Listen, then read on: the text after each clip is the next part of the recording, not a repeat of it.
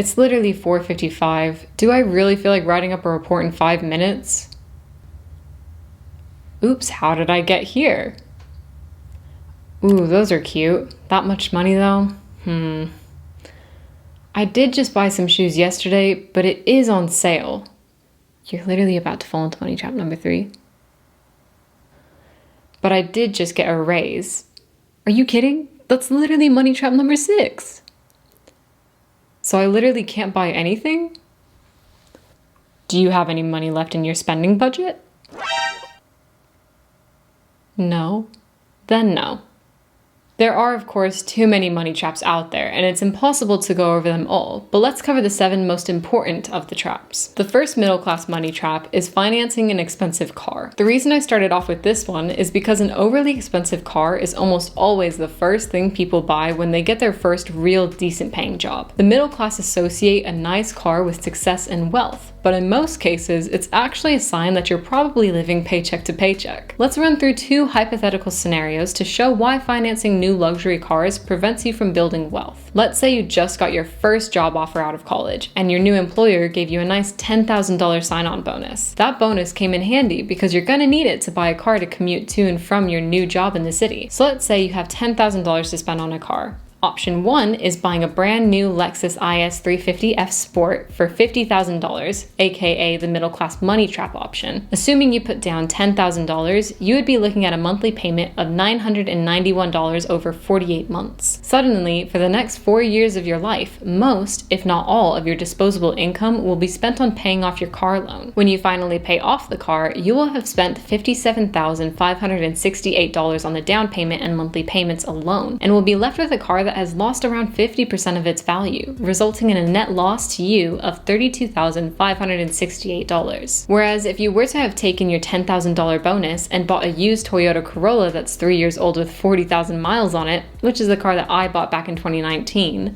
well, for starters, you wouldn't have a $1,000 monthly car payment, and after owning your car for 4 years, it will still be worth around $7,000. And side note, my Toyota is actually worth more now than what I got it for 3 years ago, but that's because the used car market is crazy right now, so I'm assuming normal market conditions here. If you followed this smarter approach to buying a car, you would only have a net loss of around $3,000, compared to almost $33,000 net loss from purchasing the brand new Lexus. And this isn't even taking into account the extra costs of buying and owning the more expensive car. Things like sales taxes and insurance, or the fact that if you bought the cheaper Toyota, you could have been investing the money you saved by not having a car payment, which would have further compounded your money. And this is the perfect introduction to middle class money trap number 2, which is not investing. Many middle class people tend to think of investing as risky and complicated. Lots of people, even today, think that you need to have a degree in finance or something like that. Otherwise, you're just going to lose all of your money. And of course, this isn't true. Investing can be kept extremely simple by investing into things like index funds. Once you pick a good broad stock market index fund, you can invest your money into just one fund every month, an approach known as dollar cost averaging, and never have to worry about what the best stocks to buy right now are, or when to sell your investments. You can simply set up a monthly recurring deposit into the fund and forget about it. The data has also shown that this method has financially outperformed the majority of actively managed mutual funds, which is pretty cool knowing that you can know very little about the stock market and still beat out most investment professionals that devote their life to this stuff. And if you don't have a clue about what I've been talking about for the last 30 seconds, then make sure to subscribe because I talk about this stuff in a lot more detail all the time in my other videos. But to emphasize how important it is that you don't fall into this money trap, I want to show an example of the power of consistently investing a small amount of money every month throughout the course of your life. So if you were to start saving at 25, saving $500 a month, by the time you retire at 65, you would have saved a total of $240,000. However, if you were to have instead started investing at 25 and invested your money into the S&P 500, which has averaged an annual return of around 10%, you would retire at 65 with $2,655,555. And that, my friends, is the power of investing in compound interest. Moving on to money trap number 3, which is everyday bad spending habits. I'm talking about those small things that don't really seem like a big deal each time you buy them, but when you actually account for the fact that you make the same purchases nearly every day, it actually adds up to a significant amount of money wasted over the course of the year. The best example I have of this is buying coffee. I mean, there are so many people that will buy an iced coffee from Starbucks for $4 every morning on their way to work. $4 doesn't seem like it would have an impact on your finances, but if you buy that $4 coffee every day before work, over the course of a year, you will have spent $1,040, which, as you know from money trap number 2, is money that's better invested. Some other good examples of everyday bad spending habits are eating out, shopping online, and buying lottery tickets. It's completely fine to spend money on these things from time to time, but try not to make it a habit. Money trap number 4 is having only one stream of income. Tom Corley, the author of Rich Habits, studied 233 self-made millionaires and found that 65% of the self-made millionaires he studied had 3 streams of income,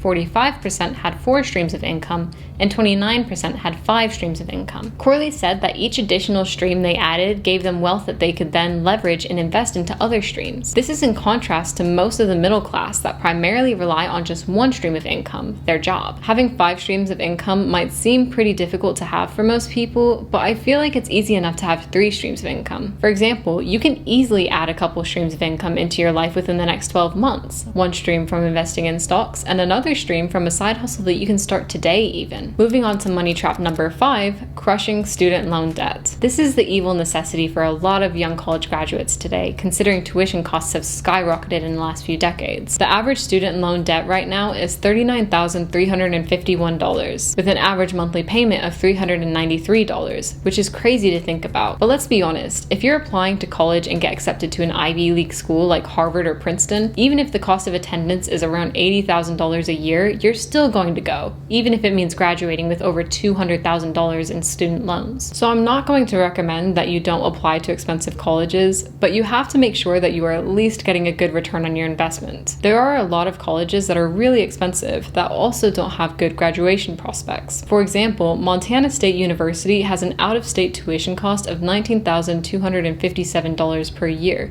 but the median earnings of the students 6 years after graduation is only $34,600, which isn't a great return on your investment or time. You have to also make sure that you choose your college major wisely, something that will lead to a high-paying career. There are a lot of college majors like bagpiping, where apparently the only job prospects include being a bagpiper or bagpiping instructor, which is something that might be enjoyable, but probably not the most profitable. So try to choose a degree in fields like STEM and business, which will put you on the fast track to making 6 figures in the future, or even right out of college. And if you manage to secure a high-paying career, you have to promise me that you won't fall into middle-class money trap number 6, which is lifestyle inflation. Lifestyle inflation is a phenomenon where, as your income rises over time, so does your spending. Lifestyle inflation tends to become greater every time you get a raise, and can make it difficult to get out of debt, save for retirement, and meet other big-picture financial goals. It's what causes people to get stuck in a cycle of living paycheck to paycheck, where they have just enough money to pay the bills every month. I'm not the type of person that thinks you need to penny pinch all of the time. I think that if you worked hard enough to get a promotion at work and make money, you should be able to reward yourself for your hard work by spending some of the money on going out and buying nice things. But you have to make sure you find a balance by not increasing your spending at the same rate as your income. For example, if you get a $10,000 raise at work, you can maybe start spending $1,000 to $2,000 more a year, but save the majority of your wage increase for things like investing. That's what I do. Every time me and my husband make more money, I only increase my monthly spending budget ever so slightly, and doing this is really starting to pay off for us. Now let's talk about the final middle-class money trap, which is credit card debt, or other high-interest debt such as personal loans. These are the worst kinds of debt because they have very high interest rates, ranging from 9% to 20% or more annually. Because the interest rates on these types of debt are so high, it's impossible to start building your wealth if you have to devote a good chunk of your hard-earned savings to making interest payments. There's also no point in investing your money into the stock market where you might average an 8 to 10% annual return if you also have credit card debt that you're paying 15% interest on. I mean, even if you are an investing genius and you find a way to average a 20% return on your money in the stock market, you are still better off paying off your high interest debt, because paying off debt is essentially a risk-free investment. And speaking of investing, be sure if you haven't already to sign up for Webull and make a deposit into your account for 5 free stocks, and you can use the link in my description box to do that. And if you found this video helpful, make sure you leave a like, and I'll see you in the next one. Take care.